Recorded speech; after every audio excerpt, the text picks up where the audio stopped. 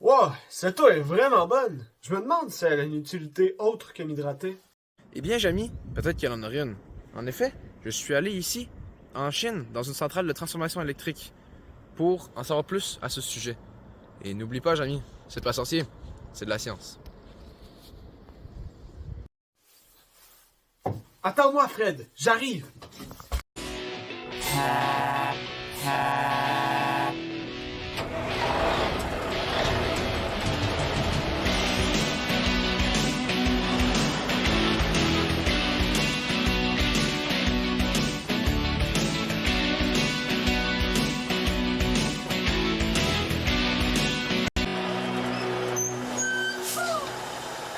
De nos jours, il est maintenant commun, voire banal, d'utiliser de l'électricité.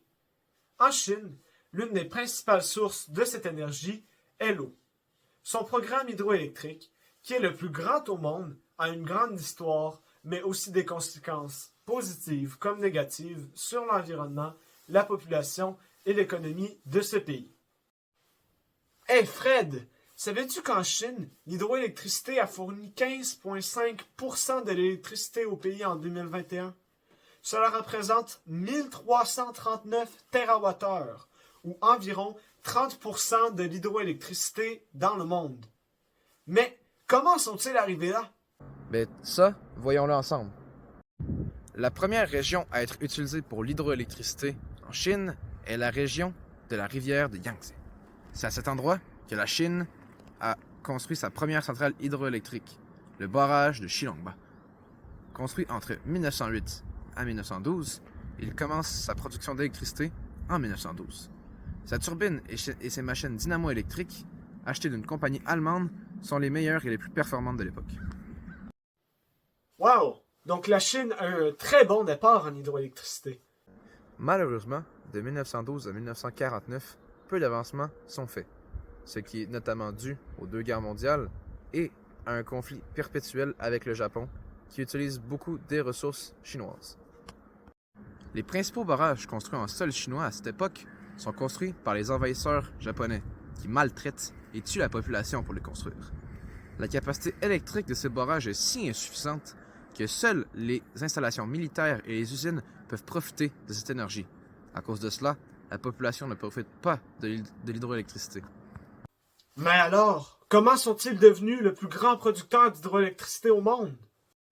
Après la Deuxième Guerre mondiale, en 1948, le Parti communiste chinois prend le pouvoir et souhaite agrandir les structures hydroélectriques. En effet, les installations, déjà petites en nombre, furent endommagées par le conflit. Le Parti communiste chinois, qui est au pouvoir à l'époque, met énormément de ressources dans la construction de barrages dans le cadre de son programme Grand Bond en avant. Puisque le gouvernement ne prend pas compte des impacts de la construction de ces barrages, les barrages ont souvent un impact négatif sur la population. En effet, trop de ressources y sont investies, ce qui va causer la famine et l'évacuation de centaines de milliers de personnes en Chine. À la suite de cette sombre période, la Chine connaît une montée en puissance et en production d'énergie hydroélectrique. Entre 1968 et 1980, l'industrie se développe énormément. En effet, plusieurs centrales sont construites en si peu de temps. C'est, attention Jamy, 56 000 centrales qui sont en sol chinois à l'époque. 56 000! C'est une quantité incroyable, considérant qu'il nécessite de nos jours, en moyenne, une décennie pour construire un seul barrage. Et oui, Jamy, des années 80 à aujourd'hui, le nouveau gouvernement voit un énorme potentiel dans la construction de centrales hydroélectriques. Avec l'aide de la Banque mondiale et la Banque du développement en Asie, il va faire des prêts à plusieurs entrepreneurs qui va permettre aux compagnies électriques de faire des projets plus gros et plus ambitieux. En partie grâce à ce procédé, la Chine construit d'énormes barrages comme celui de Trois-Gorges et devient, en 2010, le plus grand producteur d'hydroélectricité au monde. Ce n'est pas très étonnant considérant le fait qu'avec un seul barrage, comme celui de Trois-Gorges, la Chine est capable de produire l'équivalent de la puissance électrique de 18 réacteurs nucléaires. C'est assez pour fournir la ville de Pékin tout entière. Mais dis-moi, Jamy, comment un simple mur de béton peut produire autant d'énergie? Mais voyons, Fred, il n'y a pas qu'un mur dans un barrage. Il y a des turbines, des valves et plusieurs autres éléments pour produire du courant. Regardons comment tout cela fonctionne. Dans une centrale hydroélectrique et son barrage, il y a plusieurs composantes. Les principales sont les valves, les tuyaux de conduite forcée, une turbine et un alternateur, ou autrefois des dynamos. Avant de toutes mettre ces composantes en fonction, il faut construire un barrage au fil d'un plan d'eau, ce qui va, avec le temps, créer un lac de retenue, ou appelé bassin de rétention. Lorsqu'il y a assez d'eau dans ce lac, des valves, situées dans le barrage un peu plus haut que le fond de l'eau du lac, s'ouvrent et laissent passer l'eau. Cette eau est dirigée dans des tuyaux de conduite forcée qui vont augmenter la pression et donc le débit de l'eau. Cette eau sous pression est dirigée vers de grandes turbines connectées à des alternateurs ou dans les plus vieux barrages à des dynamos.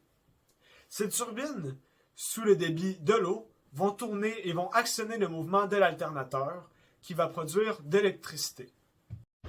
Mais Jamy, comment l'alternateur produit-il du courant?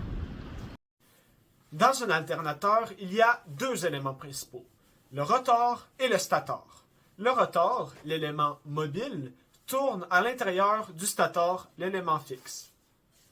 Le champ magnétique créé avec l'interaction des électroaimants du rotor et les fils de cuivre du stator produit de l'électricité. Ce courant est ensuite envoyé vers les villes grâce aux lignes haute tension. Pour ce qui est de l'eau, un débit minimal est maintenu dans le lit de la rivière au niveau du barrage. De plus, l'eau turbinée est renvoyée dans la rivière à l'aide d'un canal appelé canal de fuite. Malgré la surveillance constante des employés du barrage, la majorité des installations du site sont totalement automatisées et peuvent s'adapter selon les pics de consommation. Wow! C'est tout qu'un procédé, ça! Toute cette énergie, seulement avec de l'eau. Et ça, c'est pas le seul avantage de ce procédé. Il y a des répercussions positives sur l'environnement et sur l'économie.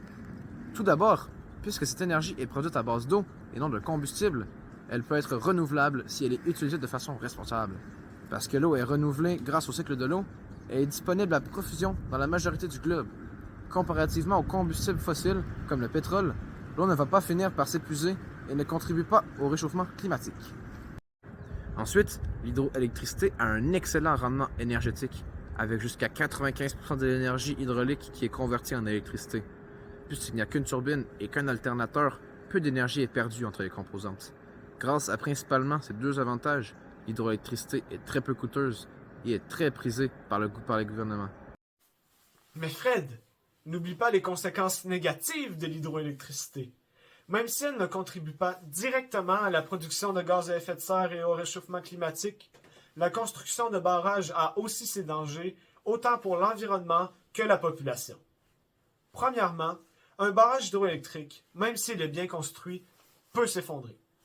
En effet, un barrage supporte un poids important et des quantités d'eau qui peuvent aller à plusieurs millions de litres, ce qui comporte des dangers. Puisque l'eau est emmagasinée la plupart du temps en hauteur, une rupture du barrage a le même impact qu'une inondation violente sur les villes environnantes. Par exemple, la rupture du barrage de Baqiao en 1975 en Chine a causé la mort de plus de 170 000 personnes et est encore aujourd'hui considéré comme le plus grand accident hydroélectrique de l'histoire. Deuxièmement, les barrages augmentent fortement la quantité de mercure dans l'écosystème autour d'eux. Cela est dû au mercure présent dans les sols, qui est habituellement inoffensif. Par contre, s'il y a une forte présence d'eau, comme avec un barrage, les micro-organismes présents dans celle-ci vont le transformer en méthylmercure, qui est hautement toxique pour l'humain. Cette substance peut contaminer les cours d'eau environnants et intoxiquer la population. Cela n'aide en rien la Chine, qui est déjà le plus grand émetteur de mercure au monde. Avec les barrages, il n'y a donc aucun risque à prendre. Tu as tout à fait raison, Fred. En guise de conclusion, l'hydroélectricité perdure depuis plus d'un siècle dans plusieurs pays, comme la Chine, et a un fonctionnement unique qui lui donne plusieurs avantages qui affectent l'environnement et l'économie, et inconvénients qui affectent l'environnement et la population. Dans le futur, l'hydroélectricité surpassera-t-elle les sources d'énergie plus polluantes comme les combustibles fossiles dans la production électrique?